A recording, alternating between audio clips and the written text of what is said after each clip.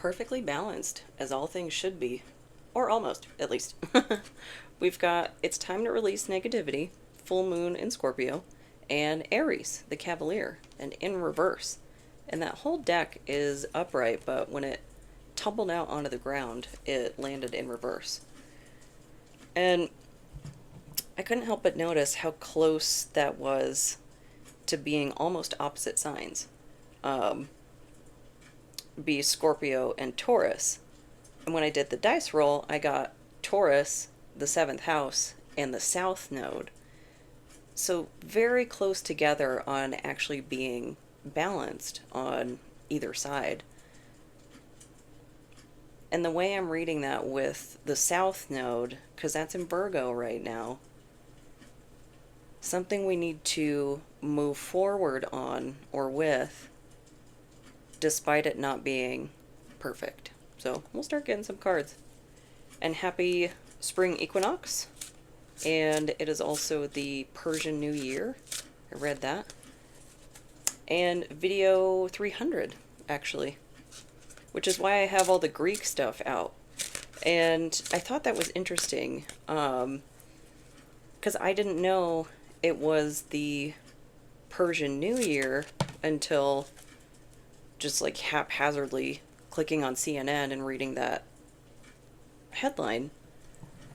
And so kind of carrying through the theme from the St. Patrick's Day reading of looking past your biases, looking through the sanitized version of information, of history that things have been fed to you through. We've got the Fool. Pan. Perfect. A new start. A new way of looking at things. And I think he was a bit of a deviant. Kind of ran amok and very unique. It's making me think of that Aladdin song. Like a whole new world.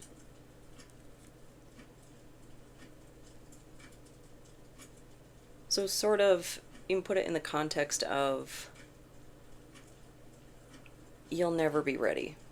You know, like I've seen various statistics and such that women will hold out from applying for jobs they may not be completely qualified for, where men who are less qualified are more likely to apply. Like they'll bridge that gap. They'll take a higher risk, I guess. And I can kind of see the building blocks of that, you know. But just like moving forward without getting hung up on being perfect. Maybe there's something coming up that you don't feel qualified for, maybe you don't feel completely ready for, but it's what you want.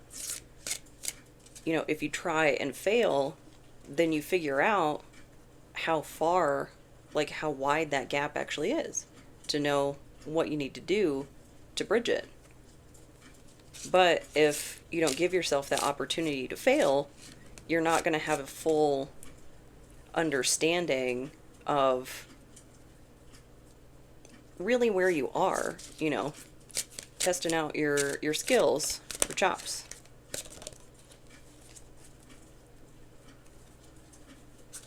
And he was the trainer in the Disney movie, I think, for Hercules.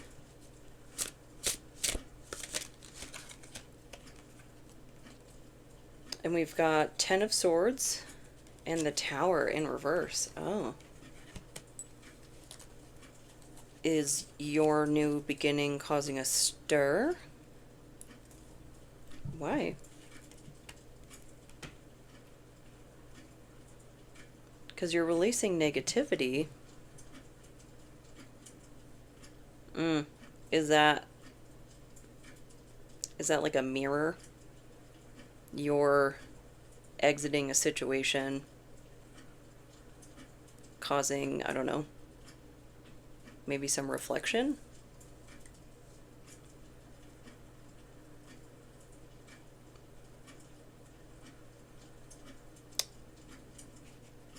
Because what if it's like a relationship context? There's generally some like reflection period after that, but it could be maybe something you've tried to leave before as the clock chimes. That's the Tower in reverse. It's Poseidon. And in Greek mythology, kind of an unsavory character. I don't recognize her name. Melpomene? Not sure. But she kind of looks like the Red Woman from Game of Thrones. And she is upright with those swords. Usually the person in the picture is like down on the ground, but she's still up. So 10 swords weren't enough negativity, whatever that means in this context, to bring you down. Which that's good, because that's a lot of swords.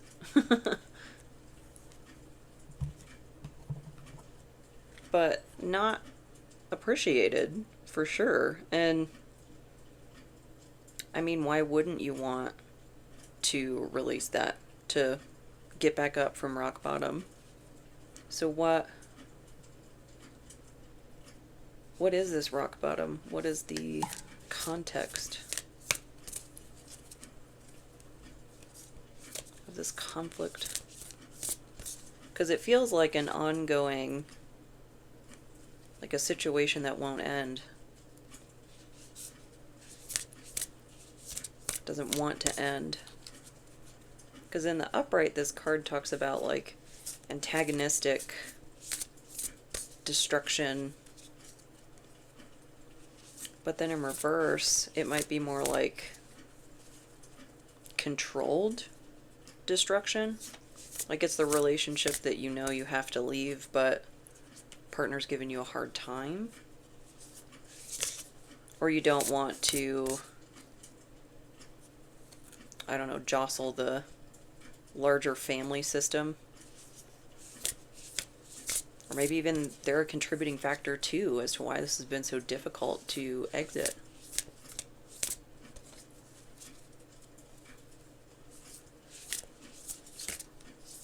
Could it be the, like the divorce agreement that it's just ongoing and ongoing. Like you think you get to an agreement and then something else comes up and then something else comes up and then you finally just like, whatever. Like we've gone over this enough, take what you want. I don't care. I just want my freedom. And only being one notch off of being balanced, like that's not that far. More Aries. A fiery climax approaches. Maybe does this person have a temper? Is that like, have we been walking on eggshells towards an end? Like kind of feeling held hostage?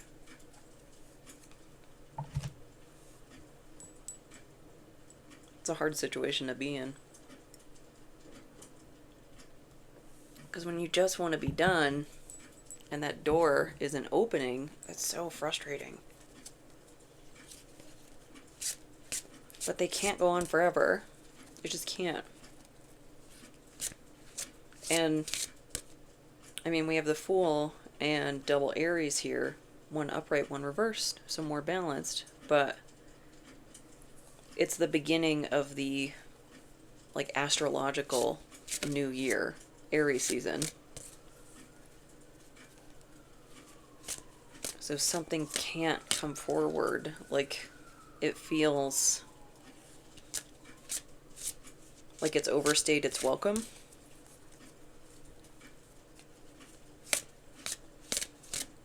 And I'm kind of getting that macro view of that too.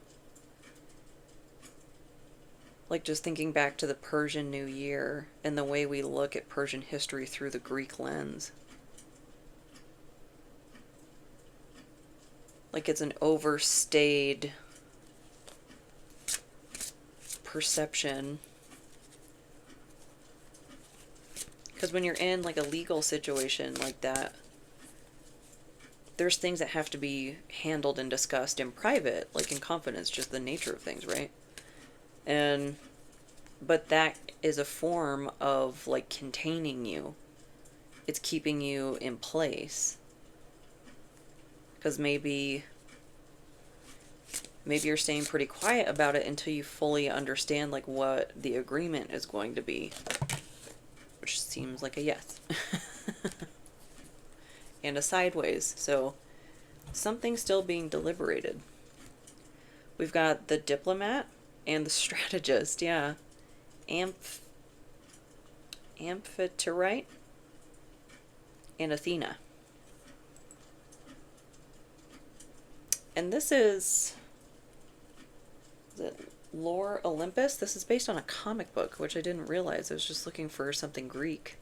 Because I talk about Greek stuff so much, but it dawned on me that I don't have Greek decks. And that was like, 300, a little milestone.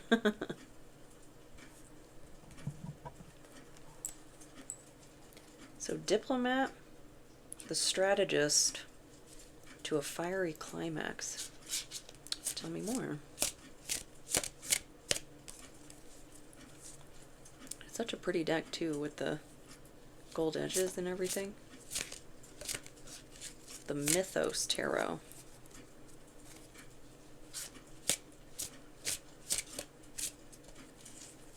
So what is this about?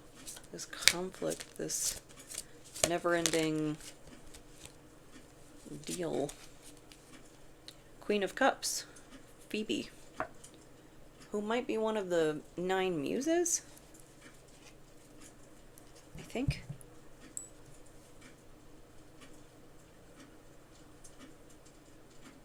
A nurturer.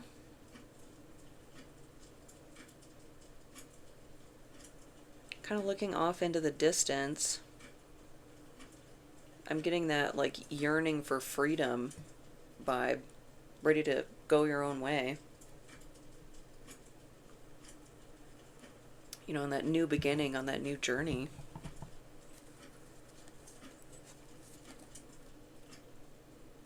And her hair looks like it's got stars in it. I don't know if the camera's gonna pick that up. The dreamer. Kind of going where the wind takes you, because maybe it'll be, I don't know, first time in your life that you have the opportunity to. 6 of Coins, Thea. Equal give and take.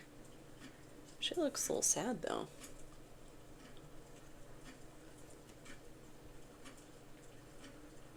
Maybe a bit disappointed that things can't just come to a diplomatic end and they just have to like, if I don't disconnect from this is never going to end. Like, it's never going to be enough. It's never going to be good enough. We're never going to see things eye to eye.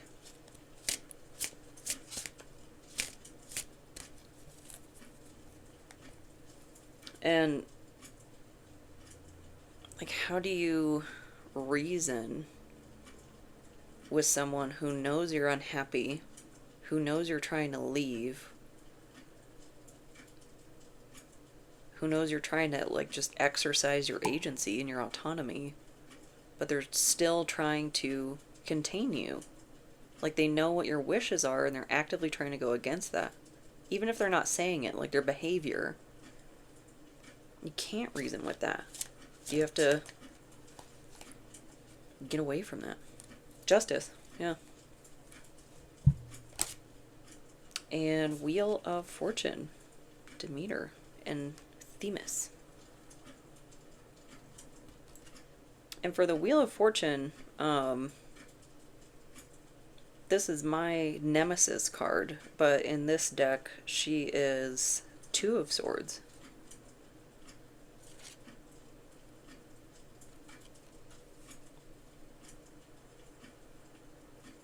And it's the beginning of spring, so the return of Persephone.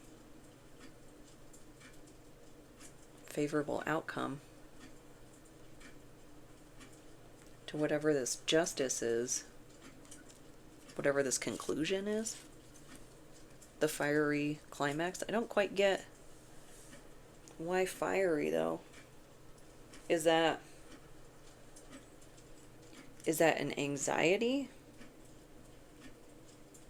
Is it like a valid or reasonable anxiety because you have history with this person, so you know? But that's their reaction. That's up to them. There's always that matter of, you know, remaining safe as you're getting out of a relationship, because that can be a big escalation in safety issues, the point of exiting. So the more quiet about it, the better.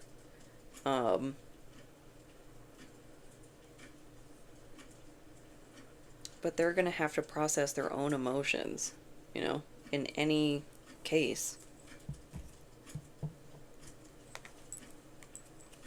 And if somebody is making you feel unsafe to get out of a relationship, it is okay to get all the way out and then text them that no more, and then you go live your life. I am not of the thinking of that, like, keeping people held captive by closure, you know?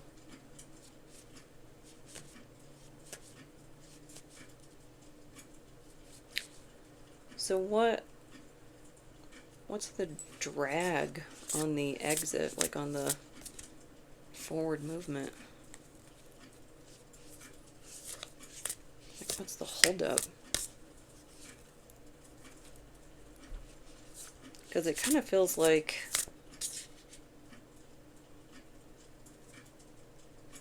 you know, people say you don't have to be completely healed to move on and whatnot, and I'm like, okay, let's move on.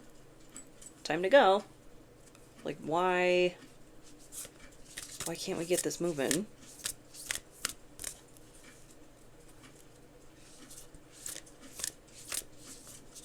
Is this holding up a move?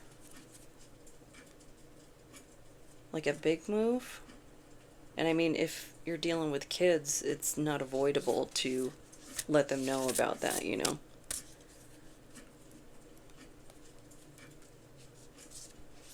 But maybe, I don't know, is there just a resistance in accepting the custody outcome? Which again, that's on them to manage, to regulate themselves. It's okay to hold space for those, like, simultaneous truths of, this person doesn't belong in my life anymore, and they're potentially being separated from their children, depending on what the situation is and how things end up and whatnot.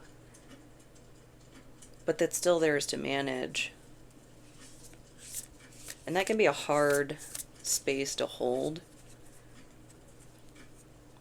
because people are still going to look at you like the bad guy, you know?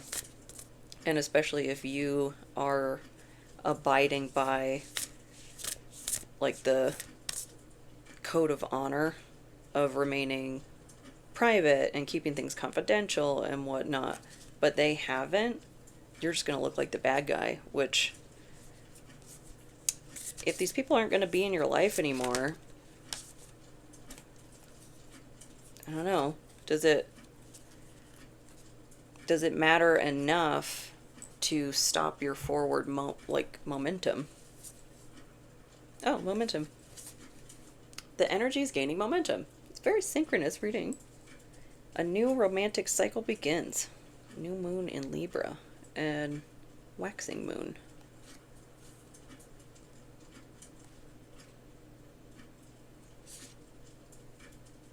It just seems like an anchor to the past, and I can completely empathize, you know, wanting to leave a situation, knowing exactly what your choice is to leave that situation, and not having what you need to leave. It's really, really frustrating. And it's so taxing to be the one that, like, you're being held captive. If you're not free to make your choices and move freely, something is restricting you. You don't completely have your freedom. And then you also have to maintain that mask, that demure, mindful, as if nothing is going on. It's exhausting. There's a lot of recovery after a big situation like that. Because people say things like, oh, why didn't you leave? Why didn't you leave? Like, I was a little busy surviving the situation, trying to keep that socially acceptable smile. Wouldn't want to color outside the lines or anything.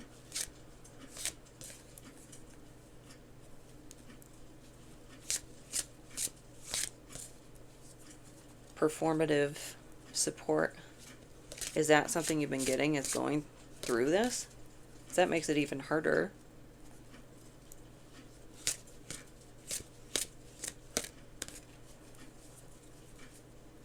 Like, why wouldn't you want to leave this situation? I'm not seeing a reason to stay. Like, some things just have to end. It's that controlled burn, controlled destruction.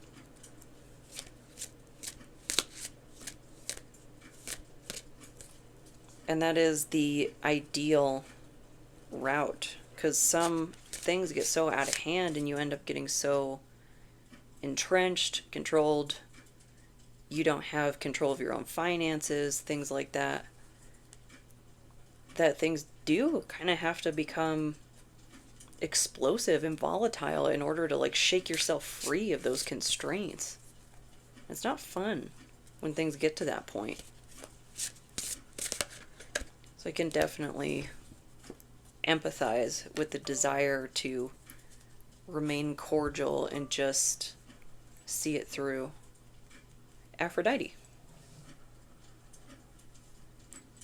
A common example that I bring up on the channel is Aphrodite and Aries. The Hephaestus myth. When they were caught having an affair, but she was married against her will. Like, Zeus did that to knock her down a peg. And they were caught in a golden net.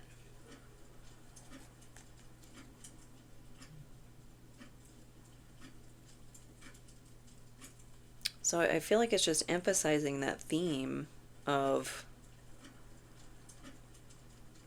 somebody or somebody's enablers know that you're unhappy, but they're keeping you in place? Like, why?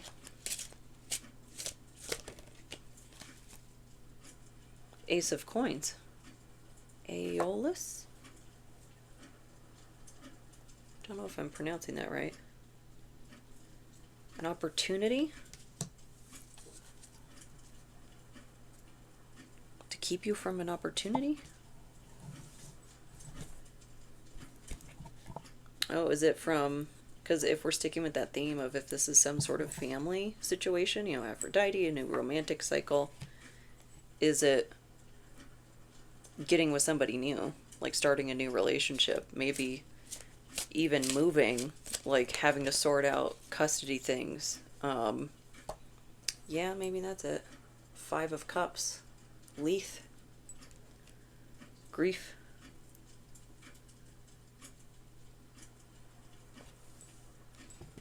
So maybe it's the former partner that is like creating delay after delay and obstacle after obstacle, because they are not regulating their emotions. Like they're not accepting this outcome.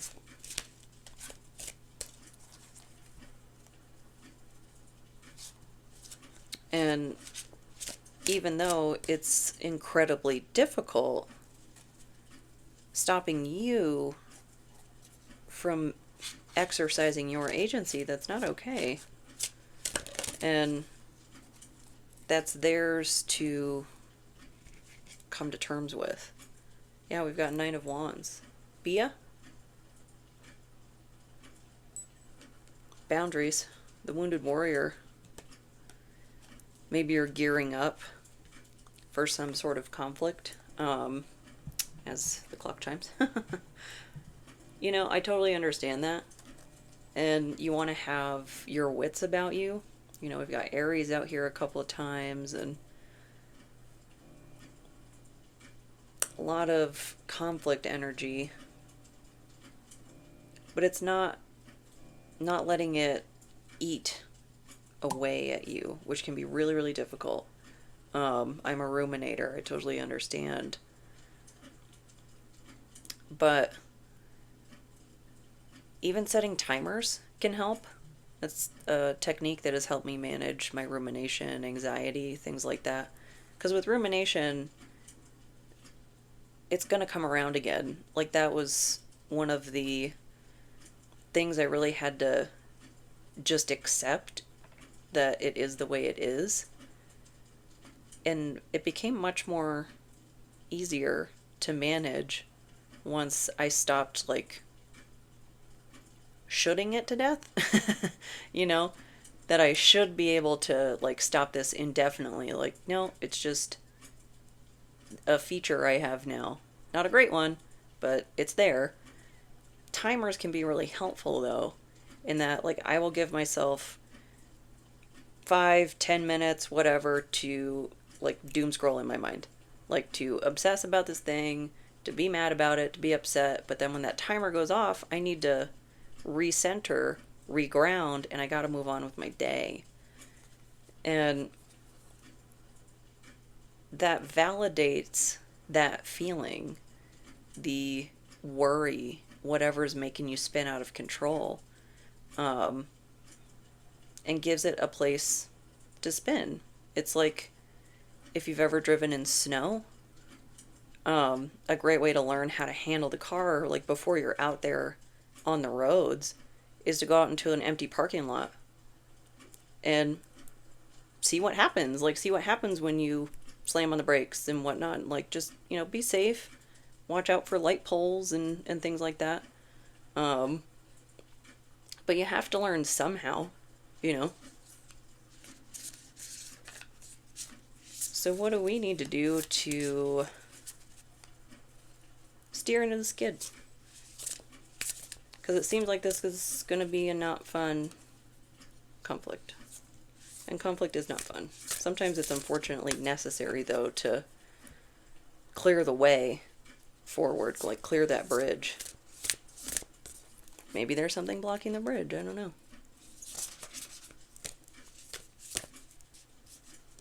How do we steer into the skid?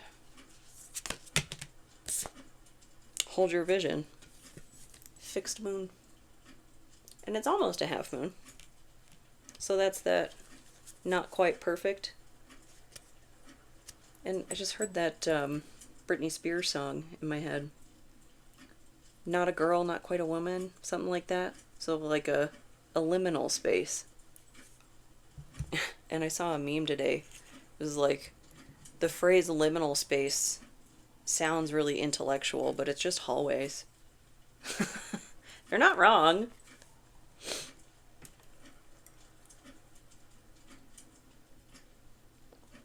But maybe you're in one of those hallways that now you can't go backwards. There's no more doors on the side. You can only go forwards, but forwards isn't open yet for some reason. But holding that vision helps us steer into whatever's coming. A storm over the bridge, this conflict. It's like the final boss that's waiting at the end of the bridge till you get to the other side.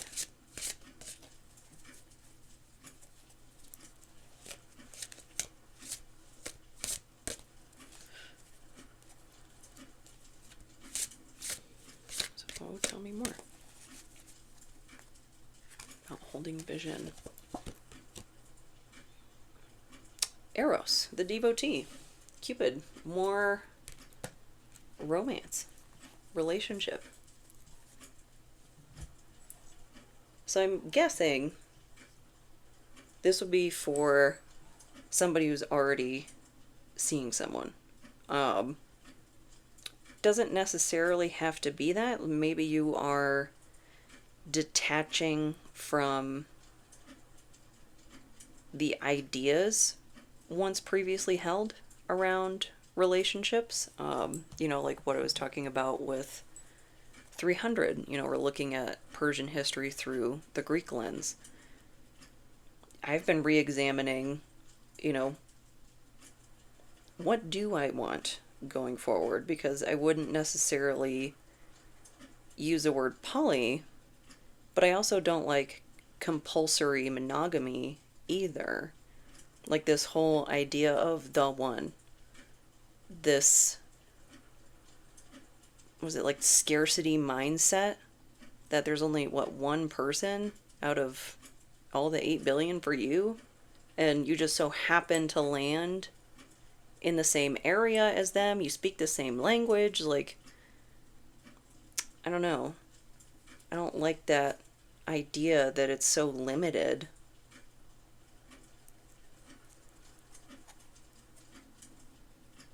So maybe challenging previously held ideas from a social structure, a social group that you were part of.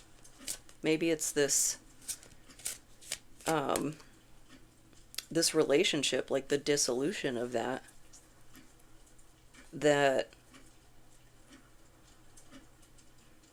it kind of shook you out of the illusion, which can be really painful to go through, that like, oh, I'm doing things because this is what I was taught. Like, this is what was modeled for me, and I haven't had the opportunity to actually pursue like my own internal compass. There's a lot of people that come out later in life.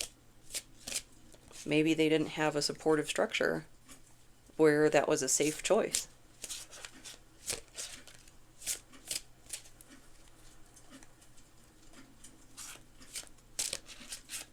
And there's a lot of,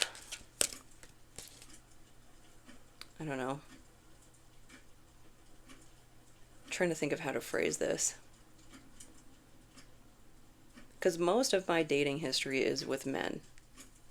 And there's a lot of like societal influences that have us handing out gold stars for the bare minimum.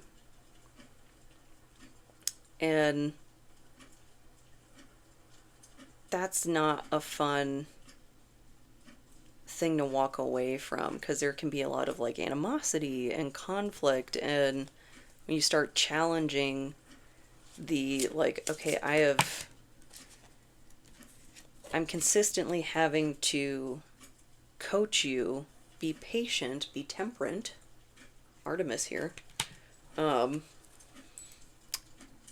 You, a grown adult, about taking the trash out, doing the dishes. And then there's that whole like, well, if you want me to do something, why don't you just ask? Because you're grown and you've lived in a house before. Why do I need to manage you? Why do I need to be the project manager of your life? Just use your eyeballs, your discernment, and get up and like do something.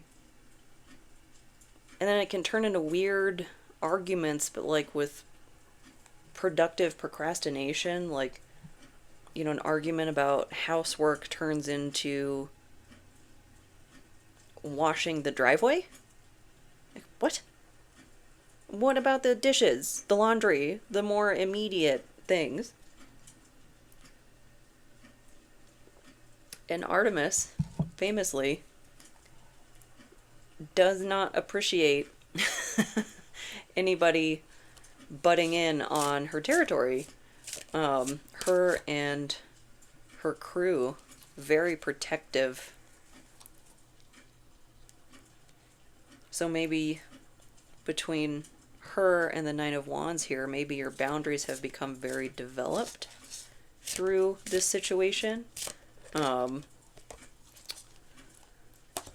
Strength, yeah, in reverse.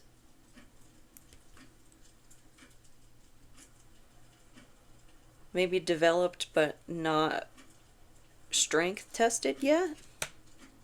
Is that maybe generating some anxiety that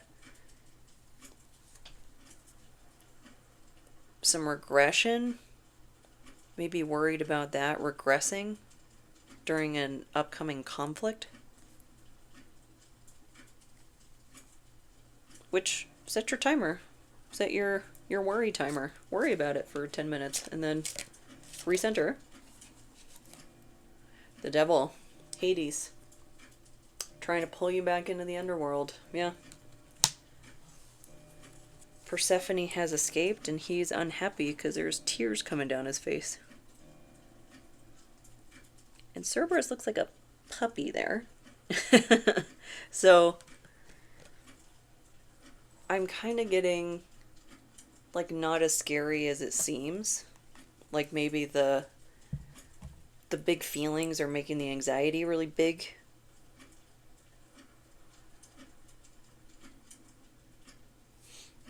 Could be that. And it happens.